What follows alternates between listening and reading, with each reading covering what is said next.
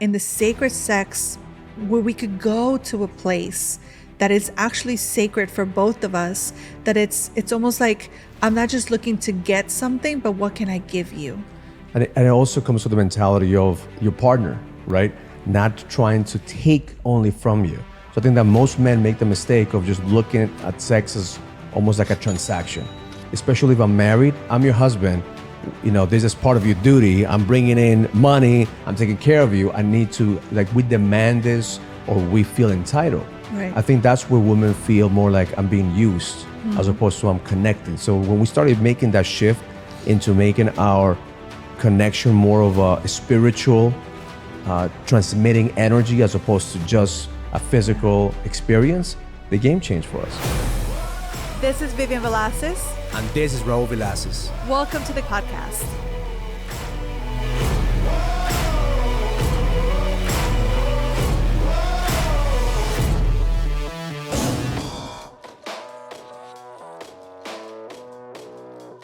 All right, welcome to the God, Money, and Sex podcast. My name is Raul Villacis, and I'm here with my beautiful queen. Yes, my name is Vivian Raul. All right, so we're going to talk about today what turns women on. Because I've gotten a lot of messages from men saying, man, I need some relationship help. I need to know what turns my woman on because your podcast is called God, Money, and Sex, and I need some sex. Help. I need some help. So, well, that's a really deep topic, though. Yeah. Before we get into it, I know it's a deep topic. It's a deep topic. So if you're watching this for the first time, Vivian and I have been married for the past 25 years. We do this podcast out of love. Vivian has a brand called Ignite Your Passion, coaches women. Yes. I actually just had a call with a friend of mine who did an interview with me, and it's so much fun to actually go back and see like how I started. And to me, it's kind of like, even like, you know, as I was coming here, I'm like, wow, like I've grown so much into just loving the community and into like just serving the women and being here. And also, you know, looking back on like where I was and where I am today. And I think that's one of the things that we talked about. And I know like it has a lot to do with what turns women on, because for everybody it's different. And every stage in your life where you are, it's a whole different question. And if you're not asking yourself these questions as you continue to evolve, you get stuck on only like one answer. You know, and I see that in order for couples to grow and expand, they have to continue to evolve. They have to continue to ask the questions. I mean, that's what I'm excited for the Leadership Summit. We have, in 2 weeks, we have the Next Level Leadership Summit. You're going to be speaking at the event too. I know a lot of men are looking forward to that. I always get the same feedback. It's like, your wife's keynote on training is like the most impactful because everybody needs help in relationships, and you're giving us the inside scoop. It's a really like vulnerable place. I love to go there and to serve, and I know that every time I get up there, it's kind of like an overwhelming feeling to be around so many men. But at the same time, I know how important it is for us to share what we've gone through, the things that we've done to actually make those little shifts that make such a huge impact in the relationship. So I know I have you there. So as long as you're there, and I'm good. It's going to be a big event. It's going to be a big event. We have guys that are coming from all over the country. They want to level up. Is a leadership event that they come to sharpen the edge. Yeah. And the more men come, they're bringing more people into it. And the theme is always how to go to the next level. How do we take our marriage to the next level? How to take our business to the next level? How do we take our health to the next level? How do we take our connection with God to the next level? And we cover all those topics. So if you listen to this and you want to attend, just send us a comment. I think the website, Danny, what's the website? Next Level Leadership Summit? Yeah. NextLevelLeadershipSummit.com. Actually, no, I think it's mynextlevel.com. FindMyNextLevel.com. Yeah, that was an easy URL. So go to findmynextlevel.com. Find out about this Leadership Summit because it's going to be one of the best ones that we've had. Yeah. All right, so let's jump into the topic. What turns women on? What turns, I guess, men on to engage in connection? So what would you say your top three would be? So let's start with one. What's the most common thing that you've seen that turns women on? So before we even go into that, I would say like it's, you know, we have this sex conversations right here, like out in the open with this podcast. But I know it's very difficult for us to have those conversations when it comes to our relationship. I think that sometimes we have more conversations with other people. We maybe even look at things, read things. But when it comes time to like have the conversation with your spouse, with your lover, with your king, we go, especially for us women, like the ones that I talk to, it's like, we don't even know how to start. And if you're listening to this, I want you to know that, communication is one of the hardest things for us women to be in this place, because it's so vulnerable. Like for us, it's like, I'm going to tell you what turns me on, and you may like look at me like I'm crazy, because I know we've had these conversations when we had in the past, we had a sex coach, and there was so much that I learned. And when we were having these conversations, there was a part of me that was like really reluctant to share everything that I needed to share, everything that I learned, because I'm like, well, I don't know how you're going to take it. And I think before we even start to say these things, I want you to know that in order for you to have these conversations, there needs to be an agreement from both people to have a place where you feel safe. When we have these conversations, like, I'm going to share stuff with you that I want to feel safe. I don't want to feel judged. I don't want you to use this against me. This is a safe place. And whatever comes from here, we're either going to take it or not. Like, I don't know where this is going to go. So I think that's one of the first things in order for you to share, like, what turns you on, because you could automate, like, ask me, and I could okay, I could go and tell you, but what if like, it's not the right place to share it? And that's what we call like holding the space, making sure that they're comfortable. So I think that's a big turn up for women is, can I trust my husband? Can I trust my man not to judge me? Right. Can we create that trust environment that we could have conversations without feeling less than, without feeling judged, without feeling like, what is he going to think of me? Because I think that's where a lot of women feel the guilt and shame is like, if I'm sharing what turns me on, if I'm sharing some of my fantasies, if I'm sharing some of these things, is he going to think that I slept around? Is he going to think that I'm going to be sleeping around? So those are the conversations that we've had that takes the taboo out of the sex conversations. That's right. Because especially if you're in a marriage for 10, 20, 25 years, you have to know what turns each other on. Otherwise, it's going to become stale. And I think a lot of the times from the women that I speak to and just from like different conversations, I think we as women, like we automatically know what turns us off. Like I could tell you like off the top of my tongue, like what turns me off, right? But then if you ask someone what turns you on, you're like, well, I don't know. He knows all my points. He knows what to touch, what to kiss, what not to do. Because we don't take the time to ask ourselves, like, what is it that turns me on? And the reason why I say that is because for a long time, our sexuality wasn't claimed by me. It was claimed by the space of like, well, it's my duty to be the wife that just has sex as a duty. And I think, what changed for us is when I claimed my sexuality back, and it's like, wow, like, this is my body, my temple. So like, what turns my body on, and not leaving it just to chance, or not leaving it to like, what does my husband want? But it's like, what do I want? And also like the more that you learn about your body, then I think that's what you learn is like what turns you on. So when I built that relationship with my body a couple of years back, was like, wow, I love the slow touch. I love like the anticipation. I love the kissing and the hugging. I love to feel the warmth. I love all these little things, like these little distinctions that I had to figure out for myself, because if not, then how would I communicate that to you? And that was so important for me to understand, like, what does my body want? What is it craving for? And how do I feed that? And how do I ask for it without having any shame or guilt or any reluctance to say what I want? One of the things that we've learned is there's different blueprints in the sexual... Very helpful. So in helpful a sexual to know. Relationship, right? Right. So one of the blueprints is energetic. Mm-hmm. So I think that's where your blueprint is very energetic, very sensual.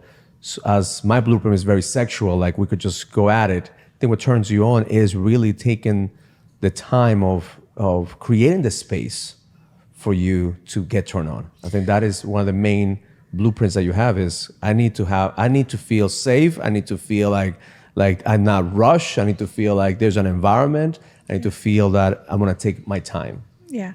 And then also what turns me on, and it's very different for everybody. It's like your senses. Like when one of your senses is ignited, then everything else follows. So for me, like whether it's, smell, like I love, if you walk into a room and something smells so beautiful, like it turns you on.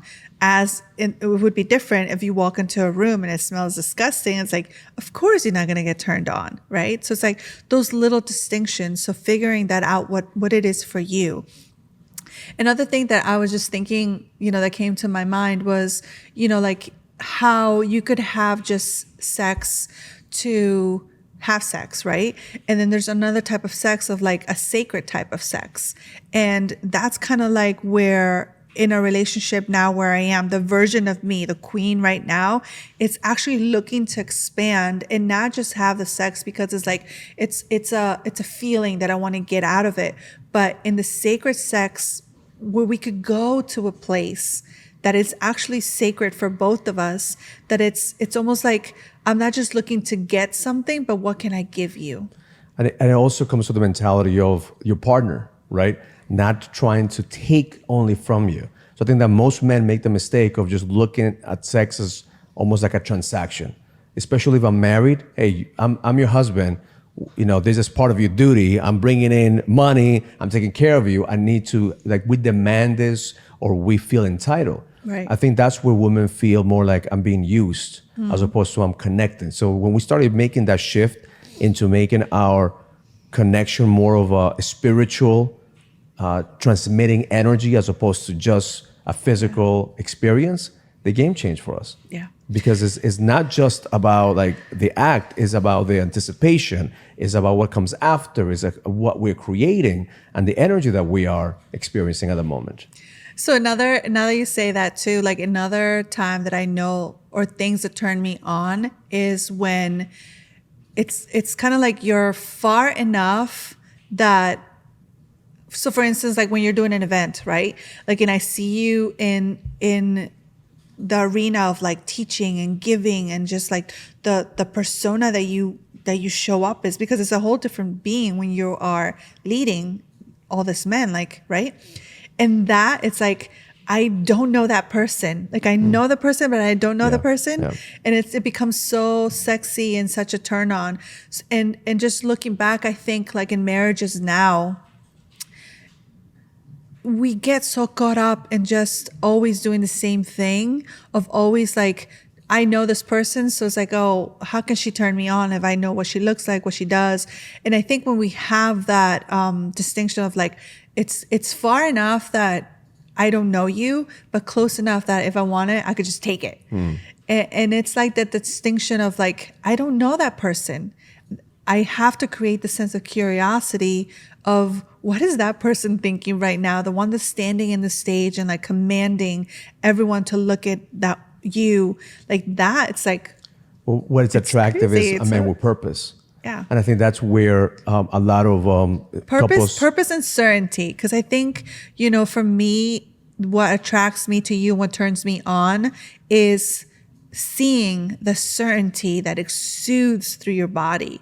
Like every time that I see that, I'm like, I get butterflies in my stomach. I'm like, oh my God, that's my man, like, and I feel that. And I know like that feeling of like what turns me on is that certainty that I get to see that in you, what you exude. That's super sexy for me. See, for me is like that turns me on when I hear you talk about what turns you on.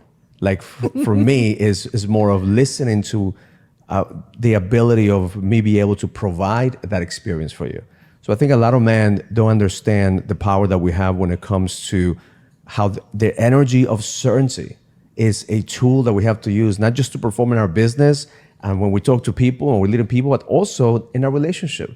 Right. If our woman doesn't feel that we know what we're doing, that we know we're going somewhere, that or maybe we don't know how it's gonna end up, but we know we're gonna figure things out.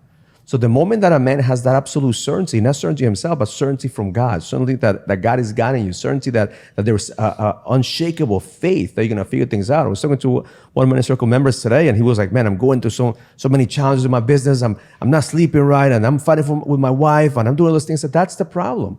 The problem is that you're not grounded. Like your wife is not your enemy. She's feeling your uncertainty. She's feeling that the fact that you don't know what to do. If you get back with you and her and you bring that certainty, the business becomes a different game. Yeah. But it's when we start looking outside of ourselves that we lose our certainty. So my certainty comes from having a deep connection with God. My certainty comes from having a grounded ritual every morning where I'm like praying, I'm meditating, and I'm asking God to guide me. And from that place, I make decisions. Mm-hmm. Yeah. So my experience from you is the aftermath, is the after effect of how you're leading our kids, how you're leading your business. And that turns me on saying, wow, my wife is showing up, is going to the next level because I'm the leader that she needs me to be. Right. I think, and then for both of us, both men and women, it's kind of like you seeing something that becomes so unknown to you right in front of your eyes. And if you could just grab onto that feeling and like bring it into the body and bring it into the experience, like a sexual experience, I think then the sexual experience becomes such a deeper, more loving, more valuable moment because it's not just like, okay, we're going to have sex because I have to, or, like I can't. But see, and men feel that, and that's what turns us off.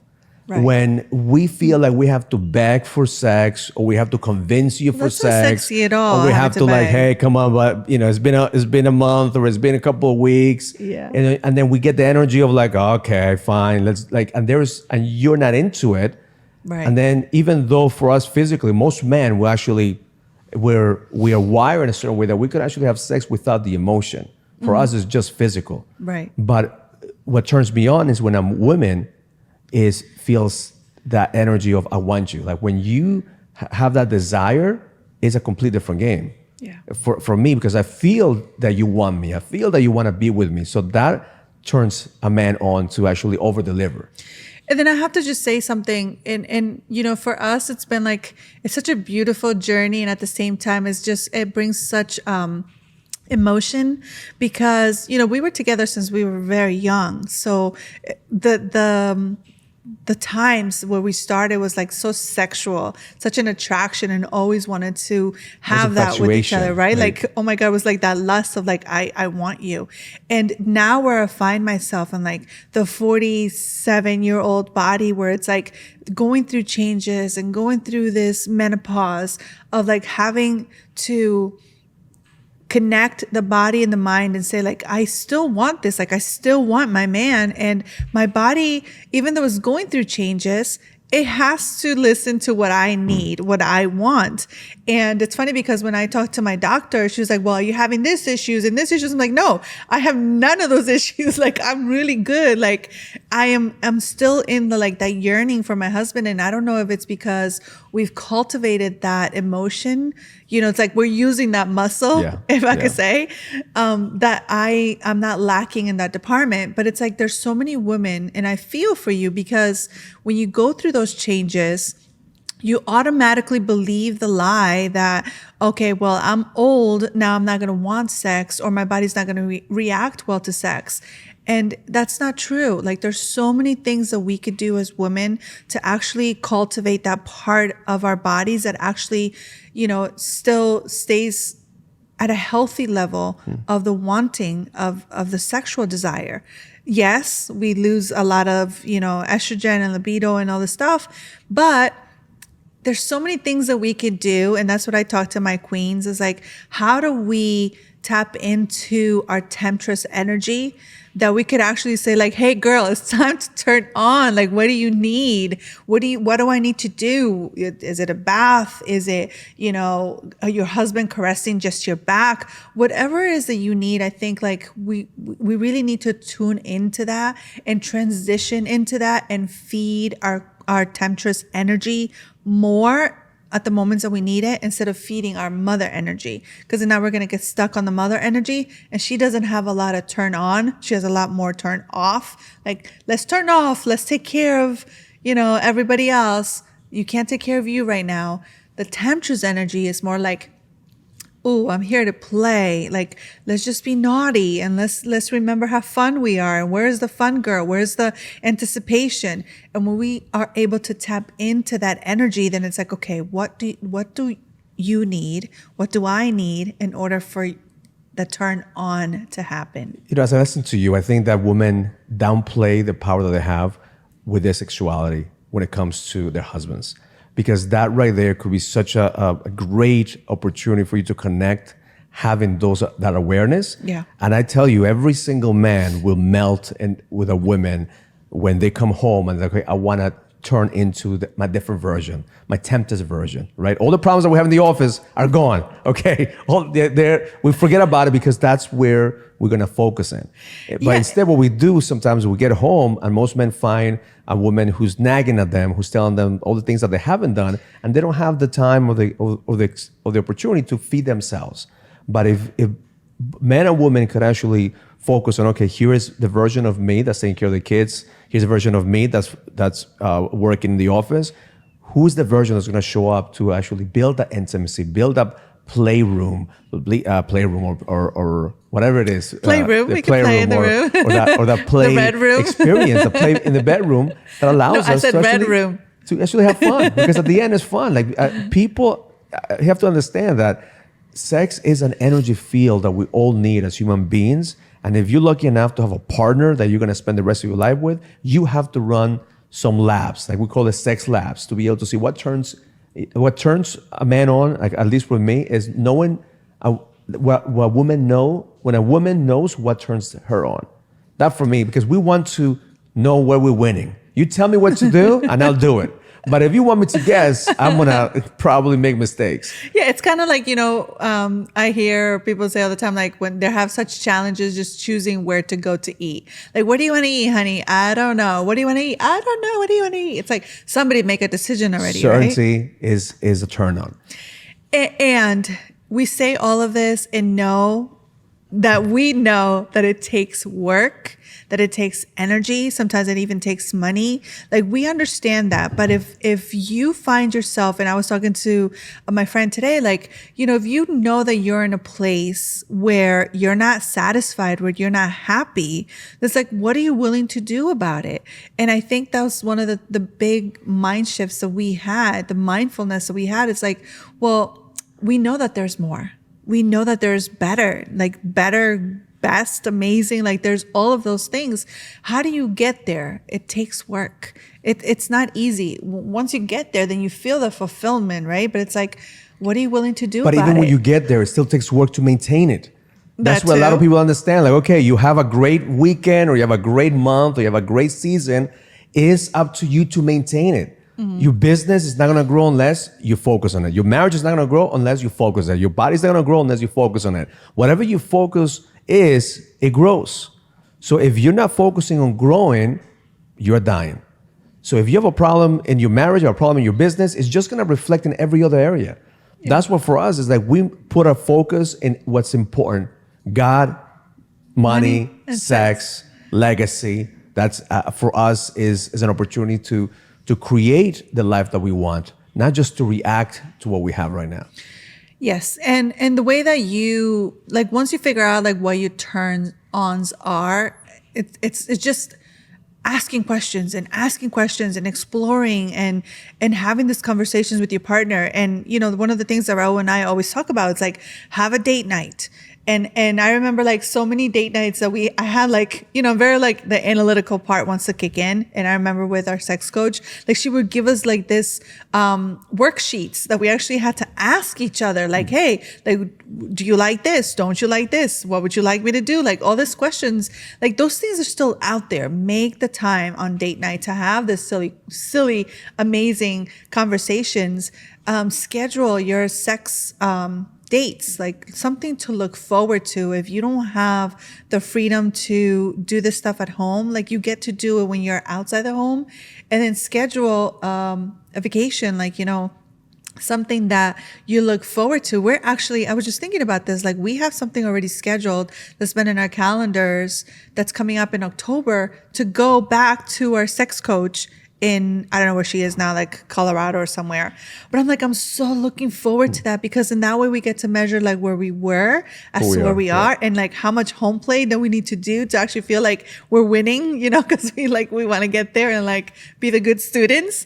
But it's like, yeah, just putting something down, something that you have to look forward to, putting something that you feel like it's measurable, like I'm actually gonna, get to a certain place, destination, and we're going to be there together, having fun and enjoying each other, enjoying each other's bodies and time, and all of that. Can't wait. I can't wait. But also at the same time, one of the things that we're gonna have to share with you guys is that Vivian and I always talk about like the like if something was to happen to Vivian, something was to happen to me, like what? Not even that. It's like what do they call the whole pass, right? The whole pass. Like if you had an opportunity to be with a guy and an opportunity to be with a woman, like a famous person, who would it be, right? Yeah. And with me, I don't really have one. Like I could say Jennifer Lopez, I could say Shakira. I mean, like, I really don't. Like you are my only one. Okay. I don't have one. Really? Okay. Is there a woman that you say like I'm always saying like how hot she is or how like. No, but I'm sure. I was thinking about it. Like I don't. Wow. I mean, there's a lot of beautiful women. I know. Like if the chances comes, Jennifer Lopez. I'm not gonna say, she may not be the one. You gotta shape her up. Like she's really good in her body. But I don't really have one. Like I've said, like you have one. And even our kids know that you have one. That you've a guy that you've been like always like saying if like that. Your dad knows that if I get a chance to be with him, like your dad knows that. He's my whole pass, right? So who is your whole pass? Jason Momoa. Jason Momoa. So our kids know every time he comes to the TV or the movie, like they're like, Mom, come watch and you'll run down and you see him, right? I think also because I was in such a vulnerable place and it was during COVID that I got to see him, and it was like just the sexiness that he exudes, and he kind of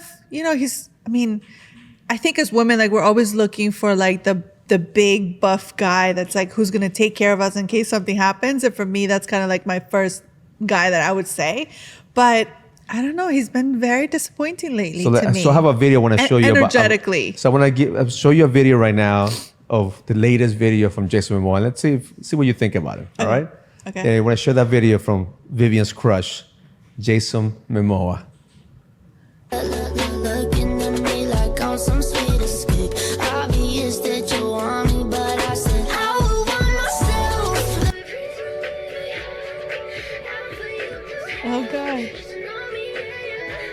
Even the girls like, what are you doing?